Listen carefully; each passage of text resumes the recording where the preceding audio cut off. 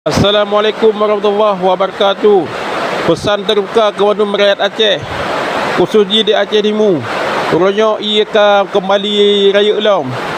Ia ka je ulom. Nya bagi urang dera ni bak kem pengungsian. Baik lain wow tempat.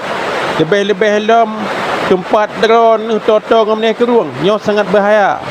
Nyo ia tengah turun kok raya ka. Keruang arah kondo ubi raya ka. Kurung akan dah dengan kup raya. Kurangnya baik dua. Assalamualaikum warahmatullahi wabarakatuh. Info rekan-rekan Membandung yang berada di Aceh sangat waspada. BMKG akan mensiagakan bertanyong masyarakat Aceh. Jadi tanyo sangat berhati-hati, siap siaga. Aceh dalam duka cita atau bencana banjir di sekitar Aceh Timur. Urangnya Aceh Timur kembali banjir. Berharap kepada masyarakat Aceh tengah waspadai. Baik toto ngamne kerung dengan saatnya.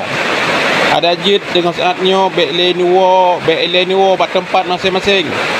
Baik lenuo bat tempat masing-masing. Ada jid saatnya. Kitanya golong pulih. Mungkin ukurnya tengah bertukar lo. Dia memprediksi oleh BMKG Aceh akan kembali banjir. Ya, ban katanya. Ada jet orang drone ni yang bak pengungsian, baik le nuo rumah. Baik le nuo tempat masing-masing. Lebih-lebih dalam rumah ada pun tempat tinggal.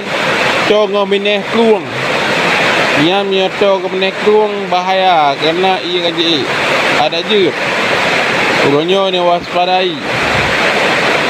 Beelenwo. Nyo ia kaji.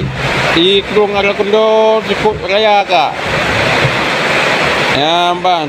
Nyo suruh Aceh ni waspadai. Nyo ia tengah hitrun cukup raya ia. Ada je baik Lenuo, babak pengungsian Lenuo. Nemita bukit yang toto dan itu bukit. Ni pegat kem pengungsian iaitu bukit. Nyo sangat berhati-hati kita rakyat Aceh. Nyo long pingat khusus ke rakyat Aceh.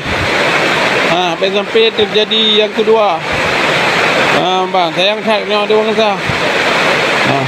Mungkinnya informasi dari ulun tuan. Semoga bermanfaat. Wassalamualaikum warahmatullahi taala wabarakatuh.